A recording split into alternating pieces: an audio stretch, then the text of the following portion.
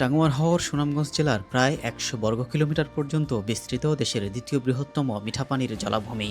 অথই পানি, জলাবন, নীলাকাশ, পাহাড় ও চোখ জুড়ানো সবুজ এই হাওরকে অপরূপ সাজে সাজিয়েছে। হাওরের আয়তন প্রায় ৬,৯১২ একর। বর্ষাকালে এর আয়তন বেড়ে দাঁড়ায় ২০,০০০ পর্যন্ত। ১৪০ প্রজাতির মাছ, ১২ প্রজাতির ব্যাঙ এবং ১৫০ প্রজাতির বেশি সরীসৃপের সমন্বয়ে জীববৈচিত্র্য গড়ে উঠেছে। এই হাওরে প্রায় ২৫০ প্রজাতির অতিথি পাখির বিচরণ ঘটে। টাঙ্গুয়ার হাওর থেকে ভারতের মেঘালয়ের পাহাড়গুলো দেখা যায়। মেঘালয় থেকে প্রায় ৩০টি ছোট বড় ঝর্ণা টাঙ্গুয়ার হাওরে এসে মিশে আছে। হাওরে ছোট বড় প্রায় ৪৬টি দ্বীপের মতো ভাসমান গ্রাম বা দ্বীপগ্রাম আছে। সরকার ১৯৯৯ সালে টাঙ্গুয়ার হাওরকে ইসিএ হিসেবে ঘোষণা করেছে, আর ২০০০ সালে টাঙ্গুয়ার হাওর রামসার সাইটের তালিকায় স্থান করে নিয়েছে। আজকের ভিডিওতে দেখাবো টাঙ্গুয়ার হাওরের অপরূপ সৌন্দর্য। তো চলুন শুরু করা যাক। একটা স্টেপ, এই যে আমি এখন ইন্ডিয়ার ভূখণ্ডে আছি। তো এটাকেই অনেকে ইউটিউবে বা সোশ্যাল মিডিয়ায় বলে যে ভিসা এবং পাসপোর্ট ছাড়া ইন্ডিয়াতে প্রবেশ করা যায়। এই ভিসা ছাড়া ইন্ডিয়াতে প্রবেশ করছে, পাসপোর্ট ছাড়া এই একজন।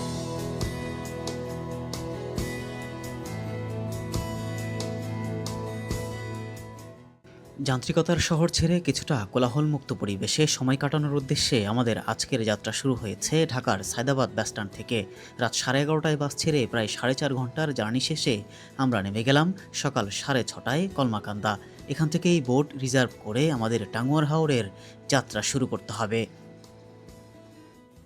আর আমাদের বোটটা আসবে এখান থেকে। আমরা যেই টেকের ঘাটের পথে রওনা দিব, ওই বোটটা এখান থেকেই ছাড়বে। তো আমাদের হোস্ট বোট ঠিক করার জন্য ওখানে গেছে, আর বাকি আমরা সবাই এখানে বসে এখন সকালবেলার সূর্যোদয় সেটা আমরা দেখতে পাচ্ছি। এখানে একেবারে লাল সূর্য। কিছুদিন আগে ভরা বর্ষা মৌসুম ছিল, তখন এটার ইয়েটা আরেক রকম ছিল, একেবারে কানায় কানায় পরিপূর্ণ ছিল পানিতে। বাট এখন একটু পানির পরিমাণটা কম আছে। আজকের এই ট্যুরটাতে সব কিছু তুলে ধরবো, প্লাস যা সৌন্দর্য আমরা নিজেরা দেখবো সেটাই আপনাদের সাথে শেয়ার করার চেষ্টা করব। সাথে থাকবেন, শেষ পর্যন্ত দেখলে আশা করি আপনাদের ভালো লাগবে।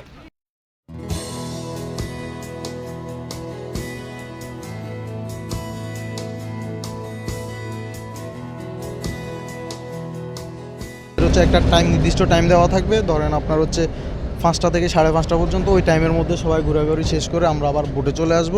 বোটে আসার পরে বোট ছেড়ে আমরা আবার কমলাকান্ত এই ঘাটে চলে আসবো আর কি, কলমাকান্দা ঘাটে। হ্যাঁ, তাহলে আমাদের এখান থেকে আমরা সবাই একসাথে আগে টেকের ঘাট পর্যন্ত যাচ্ছি আগে। সেখান থেকে আমাদের নিজ দায়িত্বে আপনার ওই চাঁদের গাড়ি বা অন্যান্য যেগুলো আছে সেগুলো নিজেরা শেয়ারিং এর মাধ্যমে ওগুলো শেয়ার করবো। ওগুলোর খরচ এটার অন্তর্ভুক্ত না। বোটে ওঠার খানিকক্ষণ পর হোস্টের মাধ্যমে আমাদের নাস্তা পৌঁছে গেল সবার কাছে। ডিম আর খিচুড়ি দিয়ে আমাদের সকালের নাস্তা সেরে হাওরের সৌন্দর্য দেখতে শুরু করলাম। দুই পাশে অথই পানি আর গ্রাম বাংলার অপরূপ সৌন্দর্য প্রথমেই আমাদের নজর কেড়েছে। কিছুক্ষণ পর পর স্থানীয় নৌকায় মাছ ধরার দৃশ্য বেশ দারুণ লাগছিল। এছাড়া এখানকার স্থানীয় বাজারগুলোতে দেখা মিলবে হাওরের তরতাজা মাছ। চাইলে চিতল ও বোয়াল মাছ সংগ্রহ করে ঢাকায় নিয়ে আসার ব্যবস্থাও রয়েছে। সব এই নদীরই না? সব হাওড়ের মাছ। কেজি 850, 650। চিংড়ি আছে, বিভিন্ন পদের মাছ আছে, মোটামুটি ঢাকার থেকে এখানে অনেকটা। আর এগুলো তো হাওরের মাছ এখানে।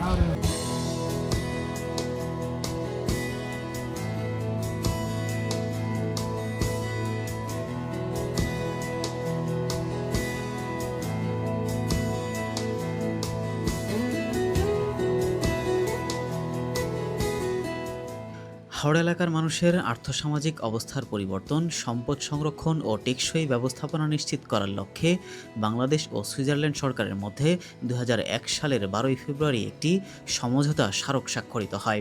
২০০৩ সালের ৯ নভেম্বর থেকে হাওরের নিয়ন্ত্রণ নেয় জেলা প্রশাসন।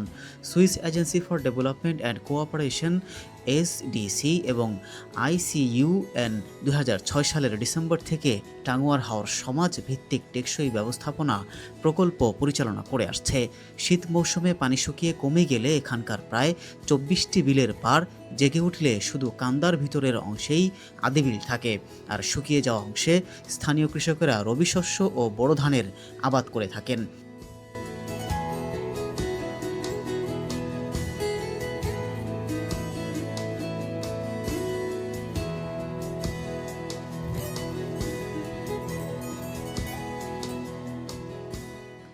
এ সময় এলাকাটি গোচারণ ভূমি হিসেবেও ব্যবহৃত হয়। বর্ষায় থই থই পানিতে নিমগ্ন হাওরের জেগে থাকা উঁচু কান্দাগুলোতে আশ্রয় নেয় পাখিরা।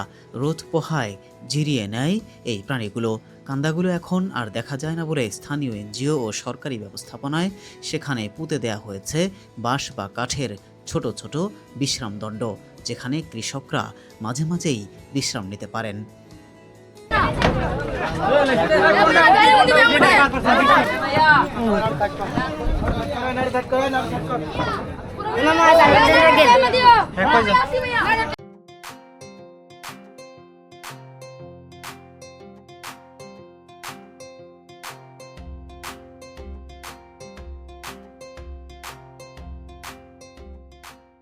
তো এটাও রিজনেবল প্রাইসে আছে। ওরা প্রথমে 100 করে ডিমান্ড করছিল, পরে 50, অবশেষে 20 টাকা করে পার হেড আমরা এই বোটে উঠছি। এটাতে আমরা কয়জন আছি ভাই? 7 জন না? 7-8 জনের মতো আছে আমার দিকে।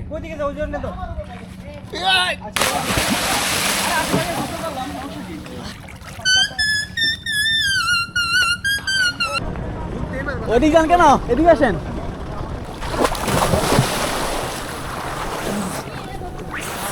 তখন ভরপুর বর্ষা থাকে, তখন পানি অনেক বেশি থাকে। এখন এখানে আমরা দাঁড়াই এক হিসেবে ভালো। হ্যাঁ, মানে ভয়ের পা রেখে রেখে সাঁতার কাটতে পারতেছি। হ্যাঁ, মানে ভয় পাওয়ার কোনো ই নাই। কোনো স্কোপ নেই। আর পানি বেশি থাকলে অনেকে ভয় পায়, নামে না। এই নাজমুল ভাই, চা খাচ্ছি আমরা। ভিডিওতে রাখেন। এই যে পিওর চা একদম বৈঠা দিয়ে ভাইয়ের কাছে চা সার্ভ করা হয়েছে, বেশ অসাধারণ। হ্যাঁ, বৈঠা দিয়ে ভাইয়ের কাছে চা পাঠাইছে। ওকে, এই যে আমি একটা চা নিলাম, যেহেতু আমার চিনি খাওয়ার অভ্যাস নাই।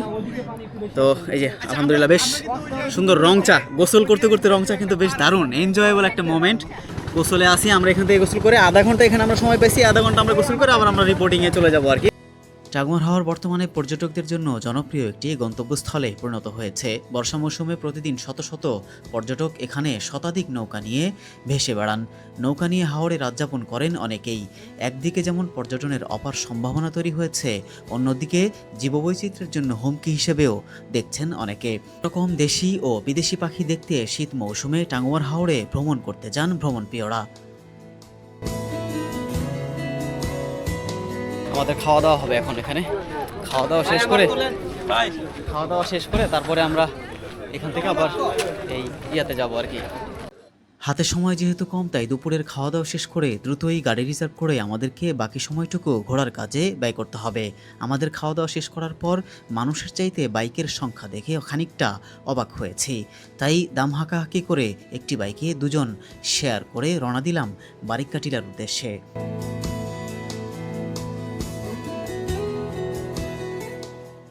তো যাক, আমরা যেরকমভাবে যাচ্ছি সামনের দিকে, যে 5টা স্পটের কথা বলছো, 5টা স্পট আমরা ঘুরে দেখব এবং আপনাদের সাথেও শেয়ার করব। আশা করতেছি আপনাদের ভালো লাগবে। তো এক সময় আপনি একরকম দেখবেন, যেমন গত 2 মাস বা 3 মাস আগে টাঙ্গুয়ার হাওর একরকম ছিল, এখন আবার আরেক রকম হয়ে গেছে। তো আপনারা যেই ভ্রমণ এক এক সময় এক এক রকম আপনাকে এক্সপিরিয়েন্স দেয়, তো সেই জন্যই আপনাদেরকে বলি যে আপনারা এক জায়গায় সীমাবদ্ধ না থেকে ভ্রমণ করেন, দেশকে দেখেন, দেশের যেই দর্শনীয় স্পটগুলো আছে এগুলো দেখে নিজে উপভোগ করেন এবং অন্যকে দেখার জন্য উৎসাহ দেন। তো যত সূর্যের আলো তাপ কমতে থাকবে, ততই পাহাড়ের উপর আস্তে আস্তে কুয়াশাও জমতে থাকবে বা মেঘের মতো দেখা যাবে। বেশ দারুণ।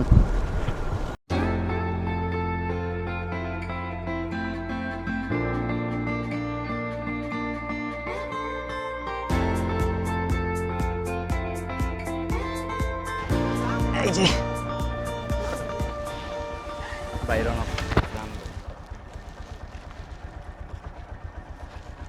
বারিক্কা টিলাতে ওইখানে একটা পিলার আছে, যে পিলারটা ক্রস করলে আপনি ওই পারে গেলে ইন্ডিয়া, আর এ পাশে হচ্ছে বাংলাদেশ আসে। তাই না? Mini Switzerland. আচ্ছা, হ্যাঁ। তো বেশ ওদের এখানকার এই মানে ঘোড়া যারা রাইড করে, ঘোড়া যারা চড়ে, তাদের এখানকার ছোট ছোট বাচ্চারাই বেশ মানে ছোটোবেলা থেকেই ঘোড়া নিয়ে চালানোটাই ওদের মূলত একটা পেশা। এটা হচ্ছে বাংলাদেশের সীমানা, ঠিক আছে। আর একটু এই পাশে আসেন, এই যে দেখেন 1203, একই পিলার নম্বর, ইন্ডিয়া। তার মানে কি, বাংলাদেশের সীমানা হচ্ছে এই পাশে আর ইন্ডিয়ার সীমানা হচ্ছে এই পাশে।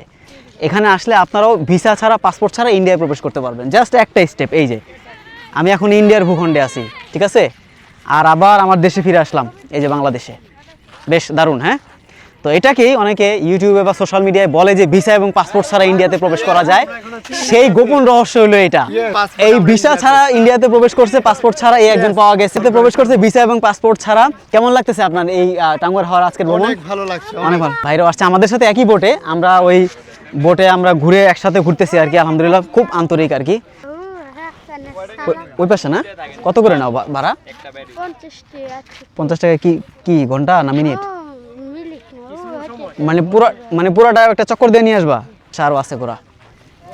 আর এখান থেকে দেখেন ওই যে ভারতের সীমানা দেখা যাচ্ছে, কিন্তু দেখেন ওই যে দেখেন ওখানে,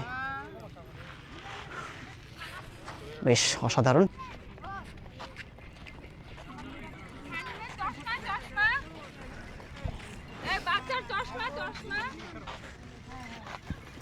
এই যে বড় মিয়ারে উঠাই ফেলছেন না ঘোড়ার মধ্যে, মাশাআল্লাহ। তো এখান থেকে আপনাদেরকে আমি বারিক্কা টিলার উপর থেকে দেখাচ্ছি। এই ঘোড়াটাও বেশ দারুণ চমৎকার। আর ওই যে মাঝখানে একটা হাউস বোট ওইখানে পার্কিং করা আছে নদীর মাঝখানে। চারপাশ থেকে দেখুন।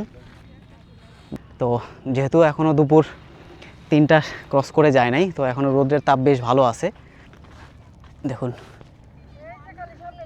জাদুকাটা নদী আর বারিক্কা টিলার উপর থেকে আপনাদেরকে দেখাচ্ছি। সীমারেখা অতিক্রম করা নিষেধ। এখন পর্যটকরা যারা আসে তারা জাস্ট ঘুরে দেখে আর কি।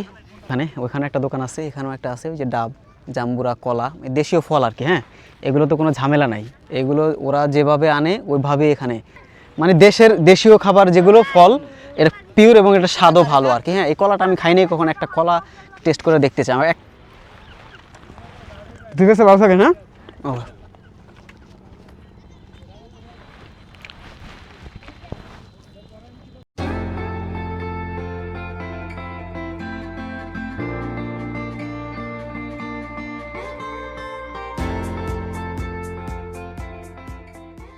যে পাশে দেখেন কত সুন্দর সবুজ, যেই মিনি সুইজারল্যান্ড। হ্যাঁ, সত্য কথা বলতে সুইজারল্যান্ডের এখানে কিছুই দেখতেছি না, জাস্ট একটা নামে আর কি। জানি না কেন এই নামকরণটা করা হয়েছে মিনি সুইজারল্যান্ড। সবগুলোই হচ্ছে আপনার এটার নাম দেওয়া হয়েছে মিনি সুইজারল্যান্ড। কেন মিনি সুইজারল্যান্ড দেওয়া হয়েছে? এখানে সবুজ শস্যশ্যামল ভূমি আছে, এইখানেও আছে, যদিও তার পাশে ভারতের মেঘালয় রাজ্য এবং কাঁটাতারের বেড়া। বাট এই ভিউটার জন্য খুব সম্ভবত কেউ একজন এটাকে নামকরণ করছিল মিনি সুইজারল্যান্ড। বারিক্কা টিলা, জাদুকাটা একই আর কি, দুইটা স্পটের নাম। আর এটা 3টা। তো নেক্সট মিশনে যাই আমরা আবার। তো চলেন বাকি এখন পরবর্তী কোথায় পাইলট? সাদা পাথর। আচ্ছা, এখান থেকে আমরা এখন সাদা পাথরের দিকে যাচ্ছি। তো আমাদের 3টা শেষ না, 3টা স্পট ঘোরা শেষ। এখন পরবর্তী স্পট হচ্ছে সাদা পাথর।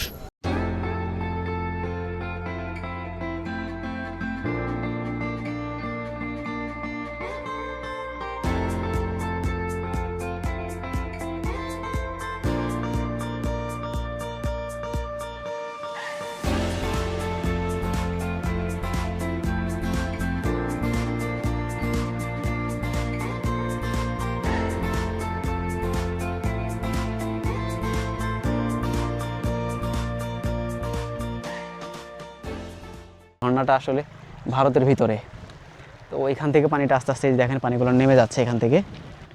এখানেই ওই যে একটা সাইনবোর্ড আছে, যে সাইনবোর্ডের মধ্যে লেখা আছে যে আপনি ইতিমধ্যেই আন্তর্জাতিক সীমানা অতিক্রম করেছেন বা আন্তর্জাতিক সীমানা ক্রস করেছেন।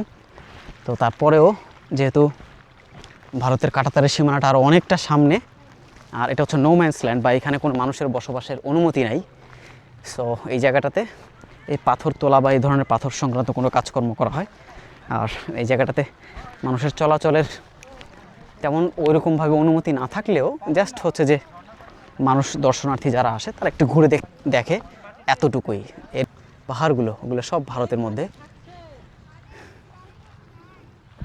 ওই পাশটাতে যেটা আমি উপর থেকে আপনাদের ওই যে মানে বারিক্কা টিলা থেকে বা যেটা মিনি সুইজারল্যান্ড বলা হয়, সেখান থেকে ওই কাশফুলটা দেখা যায়। আর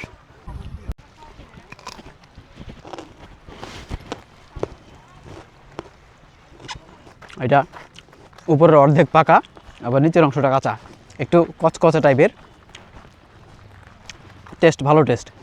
10 টাকা দিয়ে এক চিন নিলাম, জাস্ট টেস্ট করে দেখলাম আর কি যে কেমন। ছোট মানুষ ওরা বিক্রি করে, দেখা গেছে যে এখানে যারা পর্যটক আসে একটা দুইটা খাইলো, একটা পেঁপে কাটলে হয়তো 50 টাকা 60 টাকা বিক্রি হয়, জাস্ট এতটুকুই। আমাদের বাইকও বেশ এক্সপার্ট এবং সেও খুব দুরন্ত গতিতে এগিয়ে যাচ্ছে সামনের দিকে।